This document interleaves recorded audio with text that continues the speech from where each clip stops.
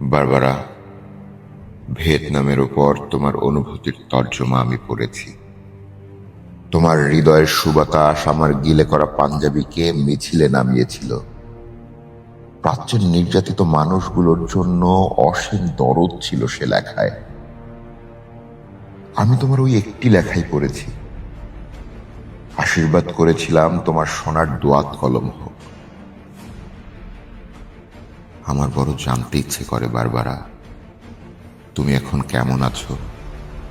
নিশ্চয়ই তুমি ডেট করতে শিখে গেছো। গাউনের রং আর হ্যাট নিয়ে কি চায়ের টেবিলে মার সঙ্গে ঝগড়া হয়?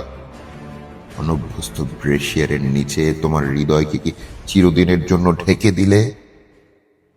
আমার ভীষণ জানতে ইচ্ছে করে বারবারা, তোমাদের কাগজে নিশ্চয়ই ইয়াহিয়া খাঁর ছবি ছাপা হয়।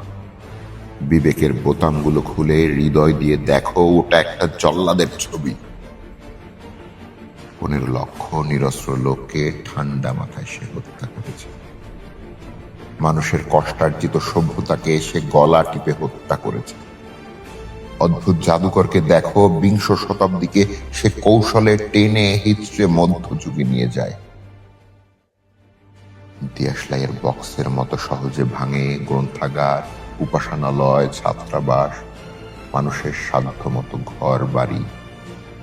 7 কোটি মানুষের অনাকাঙ্ক্ষিত স্বপ্নের ফুলকে সে বুট জুতোয় থেতলে দেয়। টু ইমেজ ছবিটা দেখেছো বারবারা? গির্জায় ধর্ষিতা সোফিয়া লরেনকে দেখে নিশ্চয়ই কেঁদেছিলে। আমি কাঁদিনি, বুকটা শুধু খা খা করছিল।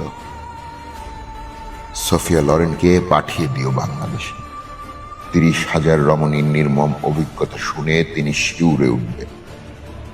অভিধান থেকে নয়, 80 লক্ষ শরণার্থীর কাছ থেকে জেনে নাও নির্বাসনের অর্থ কি। জর্জ ওয়াশিংটনের ছবিওয়ালা ডাকটিকিটে খোঁজ থাকবে না স্বাধীনতার। আমাদের মুক্তিযুদ্ধের কাছে এসো। সাধুয়েবের মর্মর মূর্তিকে গণতন্ত্র আর মানবতার জন্য মালির ঘামে ভেজা ফুলের তোড়া দিও না। নিহত লোকটি লজ্জায় ঘৃণায় আত্মহত্যা করবে। বারবারা, এসো রবি শঙ্করের সুরে সুরে মুমূর্ষ সভ্যতাকে গাই। বিবেকের জং ধরার দরজায় প্রবল করাঘাত করি। অন্যায়ের বিপুল হিমালয় দেখে সে ক্রুদ্ধ হই, সংঘটিত হই।